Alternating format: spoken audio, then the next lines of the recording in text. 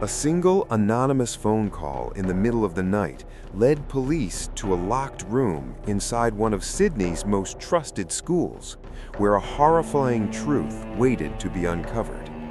What seemed like a brief workplace romance had quietly turned into obsession, control, and deadly planning.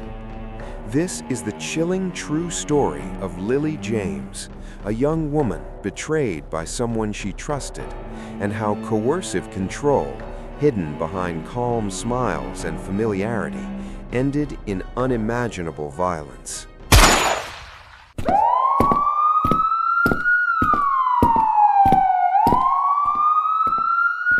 The beginning of a silent night. It was close to midnight when an anonymous voice called Australia's emergency line from a public payphone, speaking calmly yet urgently, warning that something terrible was waiting to be found before children discovered it. The caller did not give a name, did not stay on the line, and vanished into the darkness, leaving behind only fear and questions. At that moment, police had no idea they were being drawn into a crime rooted not in randomness, but in obsession, control, and betrayal. This was not a story of a stranger lurking in the shadows. This was the story of trust slowly turning deadly, and it began inside one of Sydney's most respected private schools. St. Andrew's Cathedral School stood quietly in the heart of the city, a place associated with discipline, opportunity, and safety. When police arrived in the early hours of the morning, they forced open a locked door inside the women's changing rooms, expecting perhaps an injury or an accident.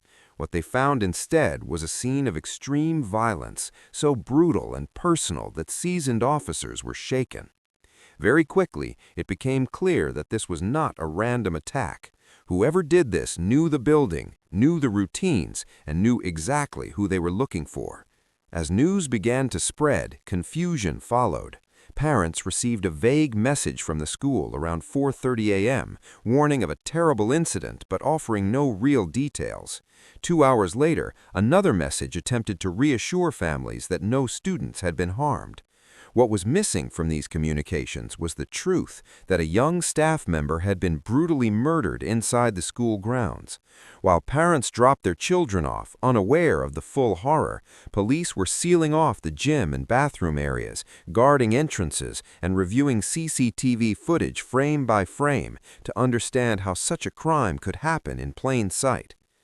The missing staff member was Lily James, a 21-year-old coach who was supposed to finish her shift and head home that evening. Lily never left the school. CCTV footage showed her entering the gym bathroom just after 7 p.m.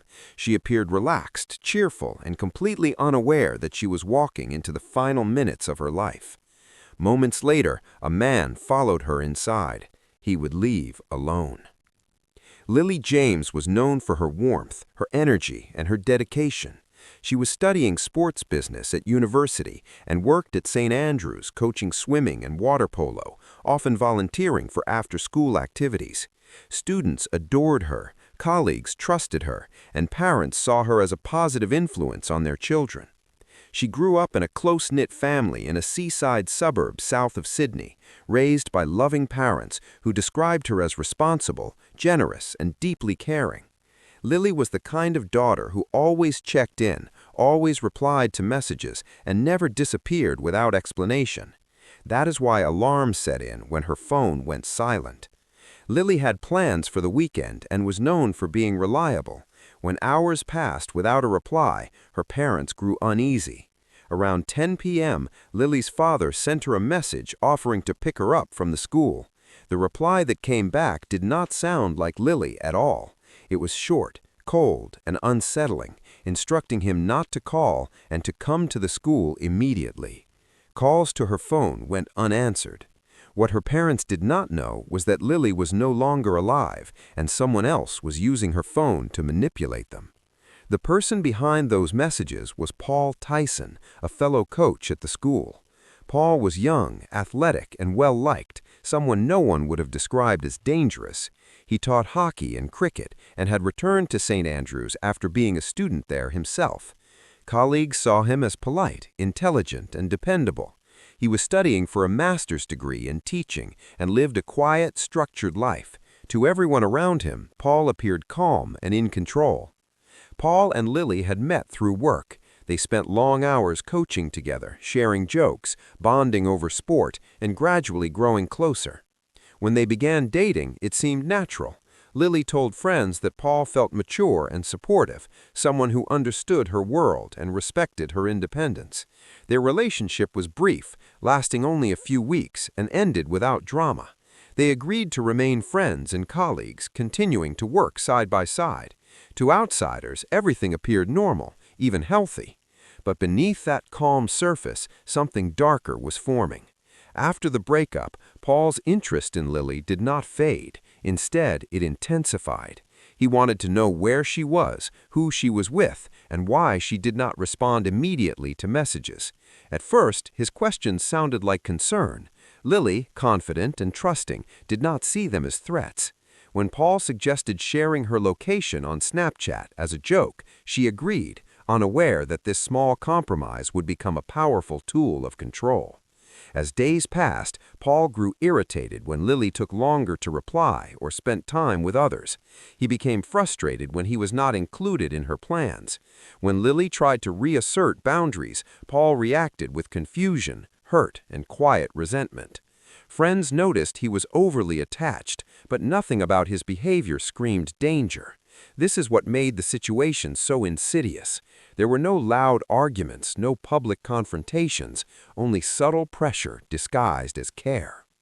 Lily valued her independence and made it clear she wanted to take things slowly. Paul, however, experienced rejection as humiliation. His obsession deepened, especially when Lily interacted with other men. He struggled to maintain the image of calm control he projected to the world. Inside, his sense of entitlement was growing, along with the belief that Lily owed him something she was refusing to give. The tension reached a breaking point around Lily's 21st birthday. She celebrated with friends, and Paul was not invited. That night, instead of moving on, Paul obsessively tracked her movements through her shared location. Lily later admitted to friends that Paul made her feel uneasy, that there was something about his silence and intensity that felt wrong. She sensed the pressure building, even if she could not yet name it. By the time Lily decided to clearly end any romantic possibility and remain only professional, Paul appeared to accept it. At work, he was polite and composed. To everyone watching, he seemed to have moved on. But this calm was only a mask. Behind it, Paul was beginning to plan, transforming hurt feelings into something far more dangerous. The school Lily trusted, the colleagues she believed she knew, and the routine she followed every day were all about to be used against her, setting the stage for a tragedy no one saw coming. The final hours and the unmasking of control. In the final days before Lily James was murdered, Paul Tyson's behavior crossed an invisible line from obsession into preparation. What looked normal on the surface was, in reality, a carefully constructed plan unfolding in silence. Paul began driving past Lily's home repeatedly, not to see her, not to speak to her, but to watch. He photographed her street, noted parked cars, and memorized patterns, mapping her life from a distance. This was not impulsive anger. This was deliberate surveillance, driven by a need to control even after rejection. At school, his behavior grew more disturbing.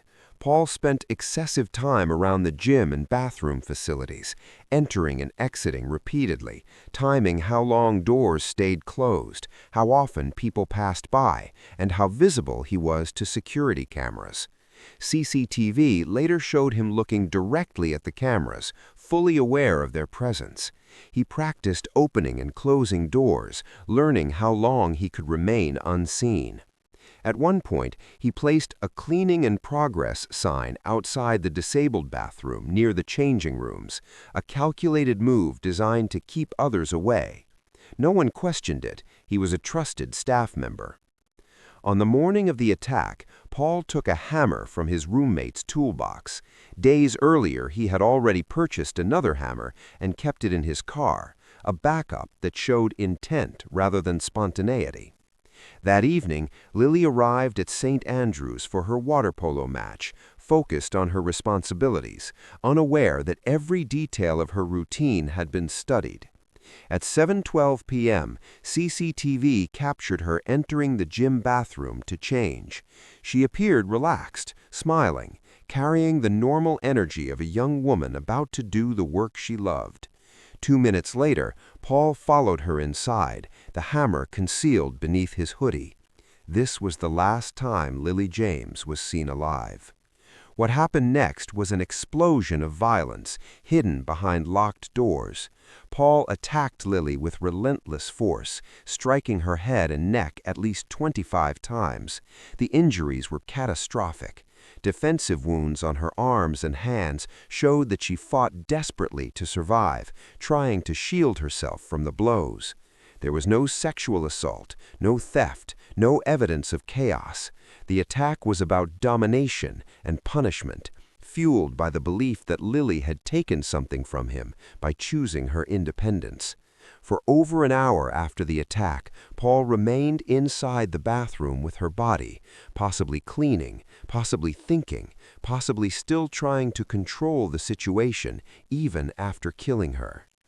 When he finally left the school at 8:47 p.m., Paul drove toward Diamond Bay Reserve, a remote cliffside area overlooking the ocean. Along the way, he discarded one of the hammers in a public trash bin. His movements were calm and unhurried, as though he believed he still had time to manage the narrative. Just before midnight, he stopped at a public payphone and called Australia's emergency number. He spoke briefly, reported a body, gave the location, and hung up without identifying himself.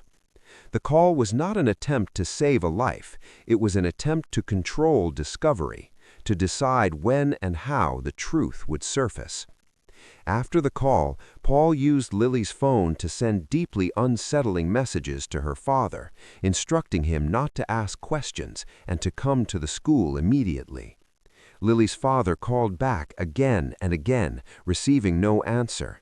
Fear set in as he drove to the school, unaware that his daughter was already dead and the man responsible was manipulating him in her final hours.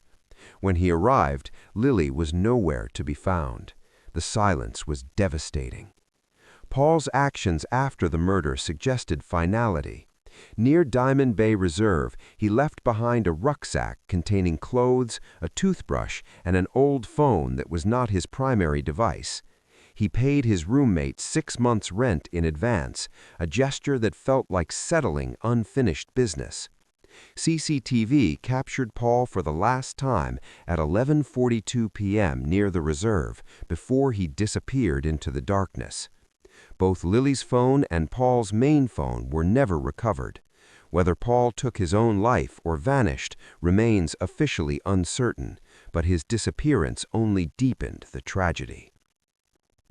The next morning, Lily's body was discovered near the cliffs by nearby workers. Recovery took hours. When her identity was officially confirmed, the impact was immediate and overwhelming. Her family was shattered. Her school community struggled to reconcile the image of a friendly, dependable coach with the reality of what he had done. Parents questioned how such violence could occur in a place designed to protect children. Students mourned a mentor they admired and trusted. Psychologists later described Paul Tyson's behavior as a textbook example of coercive control. This form of abuse does not begin with violence. It begins with affection, attention, and concern, slowly shifting into monitoring, pressure, and entitlement. Lily did not ignore obvious warning signs because there were none that fit the stereotype of danger. Paul never raised his voice publicly, never threatened her openly, never appeared out of control. That is what made him so dangerous. This case is a chilling reminder that familiarity does not equal safety, and that trust can be exploited by those who seek power rather than partnership. Lily James was intelligent, confident, and deeply loved, yet she became the target of a man who believed control was his right. Her story is not only about loss, but about awareness. Understanding how coercive control hides in plain sight is essential to preventing future tragedies. Lily's life was full of promise, and while it was cruelly cut short, telling her story ensures that the warning signs she never had the chance to fully see may save someone else in the future.